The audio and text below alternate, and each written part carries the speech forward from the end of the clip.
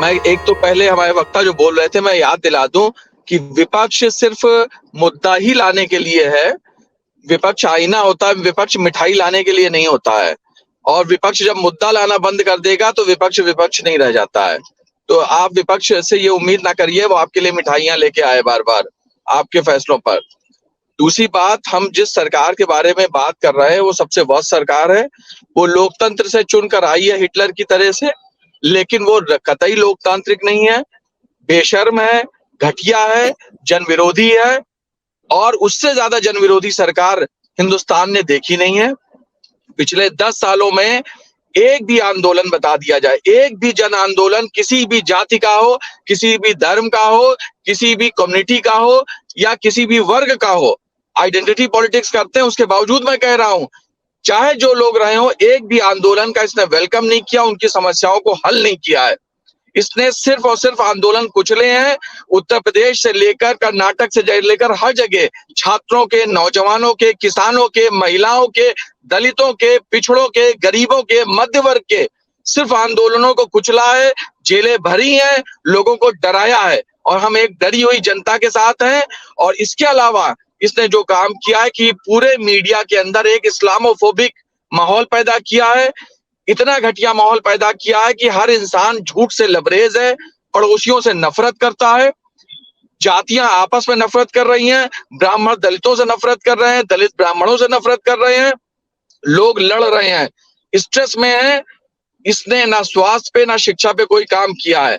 विपक्ष के लिए ये नौटंकियां जो कर रहे हैं, ये जो संसद के अंदर लोकतंत्र का लेकर आते हैं कि अपमान हुआ, इनके यहाँ ना राष्ट्रपति की इज्जत है ना उपराष्ट्रपति की इज्जत है। हालत ये होती जा रही है कि अगर विपक्ष को तो ये देखना चाहिए कि मैथमेटिकल फार्मूला है, हम लोग बार बार कह रहे हैं कि पूरे भारत के अंदर जेलों की कैपेसिटी काउंटेड है, जेलरों से पूछ लें और उतने कार्यकर्ताओं को जेल में भेज के कहते हैं बस भर गई जेलें, नई जेलें बनाओ, उससे दुगने लोग भरते हैं और सड़कों पे उतर आना चाहिए लड़ने के लिए, क्योंकि ये लोकतांत्रिक सरकार नहीं है। आप इससे लोकतांत्रिक तरीकों से आप गिड़गिड़ाते रह जाएंगे, आपके ऊपर यूएपीए लगाती रह जाएगी। इसलिए जनता को जिस तरह से ये इसका मीडिया, और दूसरी बात है बहुजन समाज पार्टी ने जिस तरीके से मीडिया के साथ आइसोलेशन का मुद्दा या बिल्कुल चुप्पी साध रखी थी कि हमें परवाह नहीं है, विपक्ष को भी ध्यान रखना चाहिए कि जिस तरीके का कॉर्पोरेट मीडिया है, जिस तरीके का मीडिया है जो सारी एजेंसीज खरीद चुका है, उसको जो दिखाना चाहिए उसके अलावा सब कुछ दिखा रहा है। ऐसे में उसकी चिंता अगर करेगा, और हमारे विपक्ष के कई नेताओं ने करी है, चुनाव में करी है, पैसा वो आपसे लेंगे और आप खिलाएंगे। इसलिए जनता को दोस्त बनाओ, जनता के अपने कार्य को बेच के जेलें भर दो और उसके बाद सच को लेकर जाओ। ये देश आर्थिक रूप से तबाह है, एक तरफ अय्याशियां है, एक तरफ भयानक गरीबी है। कोरोना के टाइम को देख लीजिए हाल, और लोगों को भुला दिया गया। ऐसे में इस जन विरोधी सरकार को उखाड़ने के लिए 24 आखिरी मौका है। 24 के बाद ना संसद रहेगी ना कुछ रहेगा, ये जिस तरह का माहौल बना रहे हैं। इसलिए बेहतर ये है कि 24 में बहुत कम समय बचे हैं, पैसे की अपार ताकत है भारतीय जनता पार्टी और मोदी को, पूरे देश को लूट रखा है, पूरे देश को बेच रखा है। उन पैसों से चुनाव मैनेज होंगे। बेहतर है कि मैक्सिमम तरीके से मिलजुल कर लड़े और इनको इग्नोर करना सीखें। ये यही करेंगे, इनका मीडिया यही करेगा कि अपमान, कभी जाति अपमान लेकर आएंगे, कभी व्यक्तिगत अपमान लेकर आएंगे।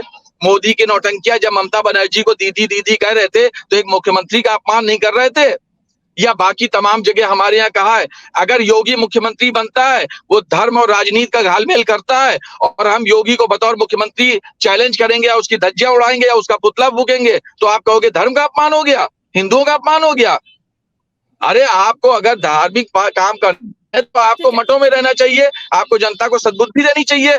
आप सियासी फायदे रखोगे, आप चलोगे काफिले में कारों के और बताओगे कि जो है हम धार्मिक बात कर रहे हैं।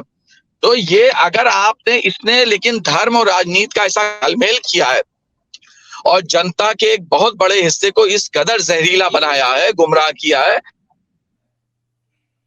बचाना गया तो देश बहुत गहरे अवसाद में जाएगा या यहाँ पे बहुत बड़े झगड़े की नौबत आ जाएगी। क्योंकि आप कितना प्रेशर बढ़ाते जाओगे, कुकर है फटेगा तो है ये कभी ना कभी। इसलिए संसद के अंदर या इनसे लोकतांत्रिक नियमों की अपील करना या उम्मीद करना एक खामख्याली है। मोदी जी में सद्बुद्धि आने वाली है नहीं। उन्होंने ड्रेस बदल बदल के सारा राजा बाबू बन करके जिंदगी का मजा ले लिया। अडवाणी जी को उनकी सही जगह पहुंचा दी। अब जो है वो रिटायरमेंट तक ऐश करेंगे, उसके बाद अमित शाह का नंबर आएगा। फिर जय शाह तैयार हो रहे हैं। राजनाथ सिंह के अलावा कोई पुराने दौर का बचा नहीं है। बीजेपी के अंदर का लोकतंत्र खत्म कर दिया है और बीजेपी के बाहर विपक्ष का लोकतंत्र खत्म करेंगे तो देश को, अगर ये शर्मा जी असली भाजपाई हैं, पुराने भाजपाई हैं अटल वाले, तो इन सबको भी निकल के आना चाहिए कि मोदी शाह की इस जोड़ी को, इस गुजराती धंधेबाजों को देश से भगाएं, खदेड़े। मिल विपक्ष में इनको इंडिया अलायंस में ले आओ। भारतीय जनता पार्टी के शत्रुघ्न सिन्हा, यशवंत सिन्हा और सुरेश जी बैठे हैं, सब इंडिया अलायंस में आओ, मिल के लड़ो।